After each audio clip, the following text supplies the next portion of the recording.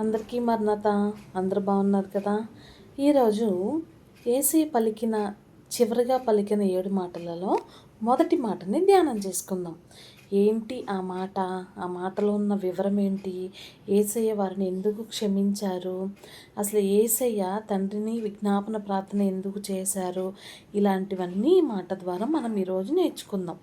అయితే లూకా సువార్త 23వ అధ్యాయము 34వ వచనంలో తండ్రికి యేసయ్య ప్రార్థన చేస్తున్నట్లు మనకు కనిపిస్తుంది. ఏమని అంటే, తండ్రి, వీరేమి చేయుచున్నారో వీరు ఎరుగరు కనుక వీరిని క్షమించు అని ప్రార్థన చేసినట్లు కనిపిస్తుంది. అసలు ప్రార్థన అంటే ఏంటి? ప్రార్థన అంటే మనము మన గురించి చేసుకోవడం, ఇతరుల గురించి కూడా చేయటం, అది కూడా ప్రార్థనే అవుతుంది. కానీ ఇక్కడ యేసయ్య చేసింది వట్టి ప్రార్థన మాత్రమేనా అంటే, వట్టి ప్రార్థన మాత్రమే కాదండి. అది ఏ రకమైన ప్రార్థన అంటే విజ్ఞాపన ప్రార్థన. అసలు విజ్ఞాపన ప్రార్థన అంటే ఏంటంటే, మన గురించి మనము కాకుండా ఇతరుల గురించి చేసే ప్రార్థనని విజ్ఞాపన ప్రార్థన అంటారు. ఇందులో ఒక మాట నేర్చుకున్నాం కదా. అక్కడ యేసయ్య తండ్రికి ఏ ప్రార్థన చేశారంటే విజ్ఞాపన ప్రార్థన చేశారు. యేసయ్య తను జీవించి ఉన్న కాలంలో చాలా రకాల మాటలు మాట్లాడారు. కానీ బైబిల్ గ్రంథంలో ఈ రకమైన 7 మాటలు మరి ఇంకెప్పుడు మాట్లాడినట్టు మనకి కనిపించలేదు. కానీ ఈ 7 మాటలు చాలా ప్రాముఖ్యమైనవి. ఎందుకంటే మనం చరిత్రలో చూస్తే ఈ విధంగా మాట్లాడిన మాటలు ఎవ్వరూ మాట్లాడలేదు. ఎలాంటి ఎంత గొప్ప మేధావి అయినా, నాయకుడైనా ఎవ్వరూ కూడా ఈ విధంగా మాట్లాడినట్టు కనిపించలేదు. మనము ఒక మనిషి పుట్టిన దగ్గర నుంచి చనిపోయేంత వరకు అన్ని మాటల్ని మనం గుర్తుపెట్టుకోలేం. అవునా కదా అండి? కానీ చివరిగా ఆ వ్యక్తి ఏమైతే మాట్లాడతారో అలాంటి మాటలు మనం ఏం చేస్తామంటే గుర్తుపెట్టుకుంటాం. అలాగే యేసయ్య పలికిన 7 మాటల్లో ఉన్న మర్మాన్ని మనం గ్రహించాలి.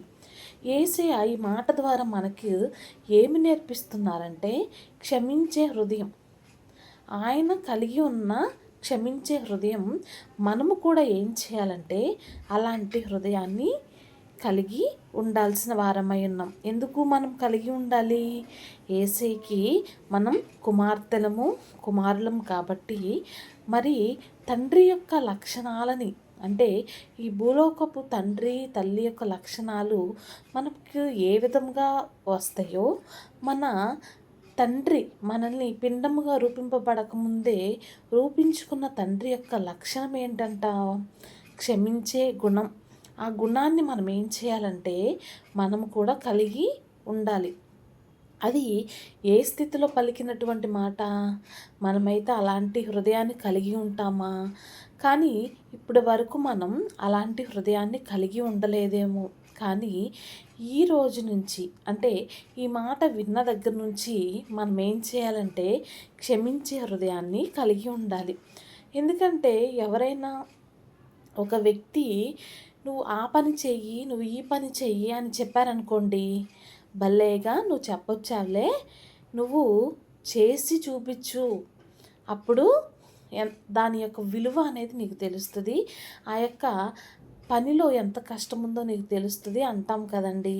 కానీ యేసయ్య మనకి ఏం చేశారంటే తనను చంపుతున్న వారిని కూడా క్షమించి వేశారు. అంటే మనకి ఏం చూపించారంటే ఒక మాదిరికరమైన గుణాన్ని మనకు చూపించారు. కాబట్టి మనమేం చేయాలంటే మనకు ఉన్న పరిస్థితుల్లో మనకి వ్యతిరేకతలు వాళ్ళకి తెలిసినా కానీ తెలియక కానీ మన విషయంలో చేసిన వ్యతిరేకతలను బట్టి మనం వారిని ఏం చేయాలంటే క్షమించే హృదయాన్ని కలిగి ఉండవలసిన వారమై ఉన్నాం. ఈ మాట ద్వారా విజ్ఞాపన ప్రార్థన అనేది నేర్చుకున్నాం, క్షమించే హృదయం నేర్చుకున్నాం. దాని తర్వాత మాదిరికరంగా, అంటే యేసయ్య మాదిరికరంగా ఉన్నారు. మనం యేసయ్య బిడ్డలముగా మనం ఏం కలిగి ఉండాలి? మాదిరికరమైన జీవితాన్ని కలిగి ఉండాలి.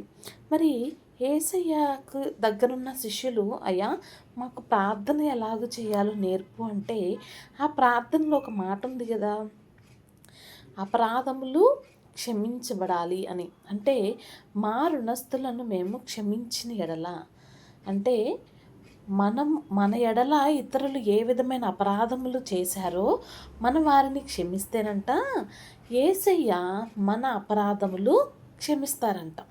కాబట్టి ఈ విషయాన్ని మనం గుర్తుపెట్టుకుందాం. అర్థమైందా? మరి తన తండ్రికి యేసయ్య కుమారుడు కాబట్టి ఆయన నలగగొట్టబడటము ఎవరికి ఇష్టమైంది? తండ్రికి ఇష్టమైందంట. ఈరోజు ఈ మాట ద్వారా మనము 3 విషయాల్ని జ్ఞాపకం చేసుకున్నాం. ఏంటిది? విజ్ఞాపన ప్రార్థన చేశారు యేసయ్య. ఇంకొకటి, మాదిరికరమైన జీవితాన్ని కలిగి ఉన్నారు యేసయ్య. ఇంకొకటి, క్షమించే హృదయాన్ని కలిగి ఉన్నారు యేసయ్య.